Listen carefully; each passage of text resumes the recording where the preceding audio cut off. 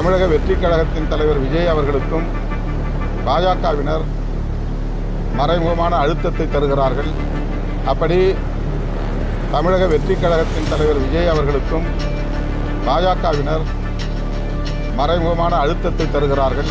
பாரதிய ஜனதா கட்சி தேசிய ஜனநாயக கூட்டணிக்கு வராத கட்சிகளை எல்லாம் மறைமுகமாக பல்வேறு உத்திகளை கையாண்டு மிரட்டி வருகிறது அல்லது அச்சுறுத்தி வருகிறார்கள். விஜய் அவர்களுக்கான நெருக்கடியை பாஜக தருகிறது என்பதை யாரும் மறுத்துவிட முடியாது. விஜய் அவர்கள் அப்படி அந்த நெருக்கடிக்கு ஆளாகி நிர்பந்தத்திற்கு ஆளாகி அந்த கூட்டணியில் இடம்பெறுவாரேயானால் அவருடைய அரசியல் என்பது கேள்விக்குறியாகிவிடும். அவரை மட்டுமின்றி அவருக்கு வியூகத்தை வகுத்து தருகிற குறிப்பான சில நபர்களையும் பாஜக விசாரணை என்கிற பெயரில் அச்சுறுத்துவதாக தகவல்கள் வந்திருக்கின்றன. எனவே விஜய் அவர்களை பாஜக தலைமையிலான கூட்டணியில் இணைக்க வேண்டும் என்கிற முயற்சி ஒருபுறம் நடக்கிறது என்பதை யாரும் மறுக்க இயலாது.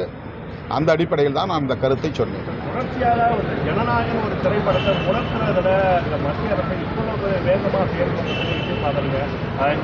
உயர்நீதிமன்றம் தனி நீதிபதி ஒரு தீர்ப்பை கொடுக்குறாரு. அதை எதிர்த்து உடனடியாக சென்சார் போர்டு மேல்முறையீடு செய்து தீர்ப்பு உச்சநீதிமன்றத்துக்கு போகிறாங்க. ஆனால் தமிழக அரசு தமிழ்நாடு உயர்நீதிமன்றம் தேதி குறிப்பிடாமல் தீர்ப்பு வச்சு எப்படி பார்க்குறீங்க? ஒரு படத்தின் மூலயமா ஒரு அரசியல் கட்சி தலைவரை முடக்க முடியும் பார்க்குறீங்க? இதில் அரசியல் தலையீடு இருக்கிறது என்கிற விவாதங்கள் நடைபெற்று கொண்டிருக்கின்றன. அப்படி அரசியல் தலையீடு, குறிப்பாக பாரதிய ஜனதா கட்சி தலையீடு இருக்கிறது என்றால் விஜய் அவர்கள் அதை வெளிப்படையாக பேசியிருக்க வேண்டும், பேச வேண்டும். ஆனால் அவர் மௌனித்திருக்கிறார். அவரை தடுப்பது எது என்கிற கேள்வி எடுக்கிறது. நீதிமன்றங்கள் மட்டுமே இதில் நெருக்கடி தருகிறதா அல்லது பாஜகவும் சேர்ந்து அவருடைய திரைப்படம் வெளியாகாமல் தடுப்பதற்குரிய நெருக்கடியை தருகிறதா என்கிற கேள்விக்கு விஜய் அவர்களால் மட்டும்தான் பதில் சொல்ல முடியும்.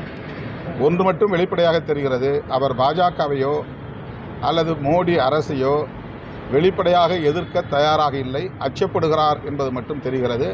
இந்த அச்சம் ஏன் என்பதை மக்களிடையே அவர் தெளிவுபடுத்தினால் அவருடைய எதிர்காலத்திற்கு நல்லது. திமுக கூட்டணியும் உறுதியாக இருக்குது. அதே மாதிரி மாற்று கட்சியில் முன்னாள் அமைச்சர்கள் சட்டமன்ற உறுப்பினர்கள் இணைகிறாங்க. என்டிஏவும் தன்னோட கூட்டணியை இன்னைக்கு ஒரு நேரத்தில் அதாவது ஒரு ஸ்கிரீனிங்கே சொல்லிட்டாங்க. மோடி தலைமையில் ஒரு கூட்டணி ஆரம்பிச்சிட்டாங்க. ஆனால் அதிகாரத்திலும் ஆட்சியிலும் பங்கு தரன்னு சொல்லக்கூடிய விஜயை நம்பி யாரும் தற்போது வரைக்கும் யாரும் போல. இது எப்படி பார்க்குறீங்க நீங்கள்? ஒரு அவசியம் விஜய் அவர்கள்தான் இந்த கேள்விக்கு பதில் சொல்ல வேண்டும். அவர் வெளிப்படையாக அதிகாரத்தில் பங்கு தருவதற்கு தயார் என்று அறிவித்த நிலையிலும் அவரோடு கூட்டணி சேருவதற்கு கட்சிகள் தயங்குகின்றன என்றால் அவருடைய நிலை அரசியல் களத்தில் என்னவாக இருக்கிறது என்பதை அவர் உணர்ந்து கொள்ள வேண்டும். ஆனால் அவரை சுற்றியிருப்பவர்கள் அவரிடையே ஒரு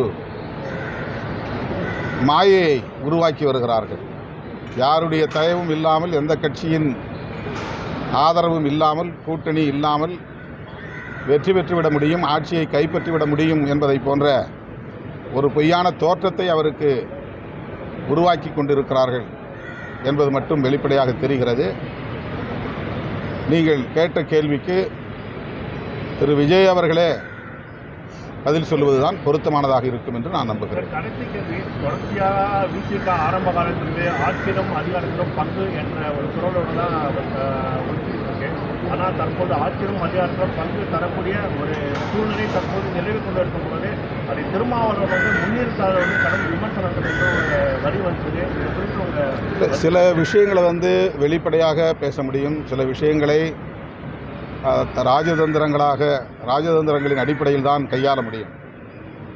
எல்லாவற்றையும் வெளிப்படையாக பேசிவிடவும் முடியாது, வெளிப்படையான கோரிக்கையாகவும் அதை வைக்க முடியாது.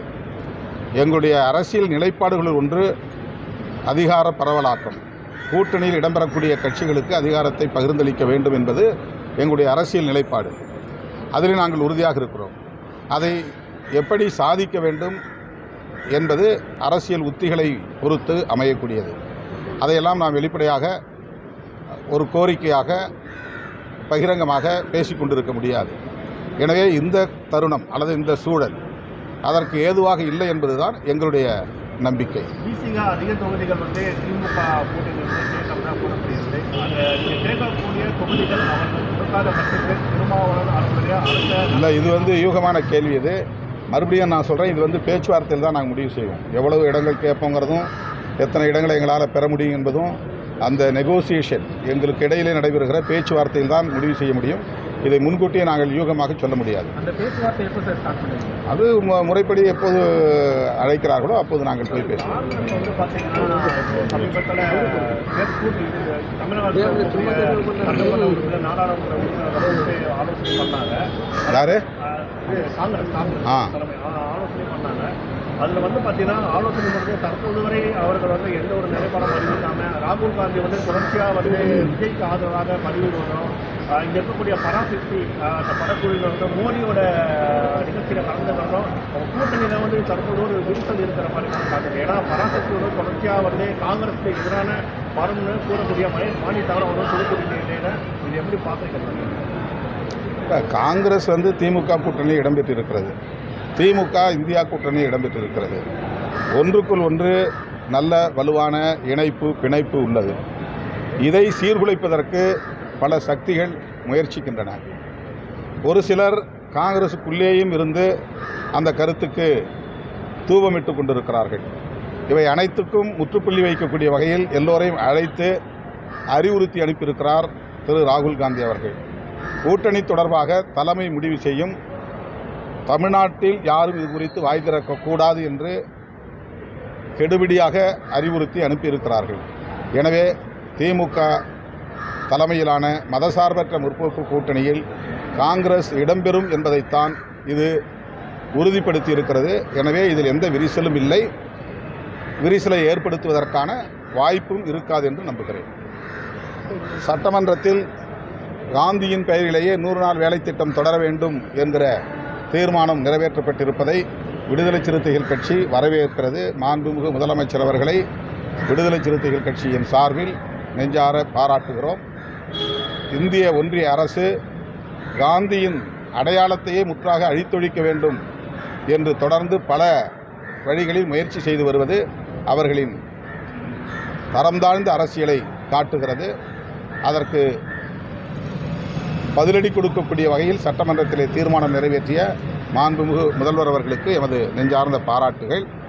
அதேபோல ஈழத்திலிருந்து வருகை தந்த நாடாளுமன்ற உறுப்பினர் கஜேந்திரகுமார் பொன்னம்பலம் அவர்களின் தலைமையிலான குழு விடுத்த வேண்டுகோளை ஏற்று பிரதமருக்கு தமிழ்நாடு முதலமைச்சர் அவர்கள் கடிதம் எழுதியிருக்கிறார்.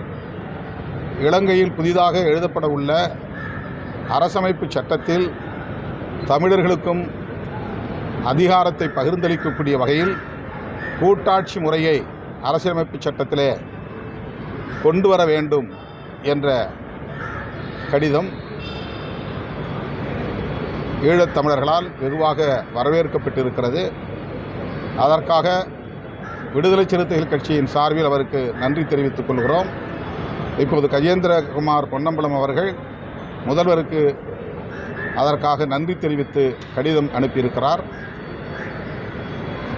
இந்த முன்னெடுப்பு ஈழத்தமிழர்களின் அரசியலில் மிகவும் முக்கியத்துவம் வாய்ந்த வரலாற்று சிறப்பு வாய்ந்த ஒரு முன்முயற்சியாக விடுதலை சிறுத்தைகள் கட்சி கருதுகிறது. வழக்கம் போல அரசியல் புரிதல் இல்லாமல் தொடர்ந்து திமுகவையும் திமுக தலைமையிலான கூட்டணி கட்சிகளையும் விமர்சிக்கக்கூடியவர்கள், அவதூறு பரப்பக்கூடியவர்கள் இப்போதும் இந்த சந்திப்பை கொச்சைப்படுத்துகிறார்கள். தேர்தல் ஜனநாயகத்தில், நாடாளுமன்ற ஜனநாயகத்தில் அரசமைப்பு சட்டம் என்பது மிகவும் முக்கியத்துவம் வாய்ந்த ஒன்று. அதை மாற்றி அமைக்கிற போது ஈழத்தமிழர்கள் அதற்கு உரிய எதிர்வினை ஆற்றுவது வரலாற்று கடமை. அந்த அடிப்படையில் தான் கஜேந்திரகுமார் பொன்னம்பலம் இந்த முன்முயற்சியை எடுத்திருக்கிறார்.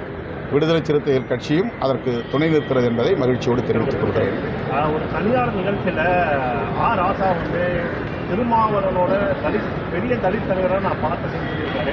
நம்ம கட்சியினர் தான் அதை வந்து கலந்து இருக்கிறார். திருமாவளவன் அவர்களை தலித் தலைவராக வந்து சுருக்கக்கூடிய செயல்கள் வந்து அவர் பேச பார்க்கலாம்.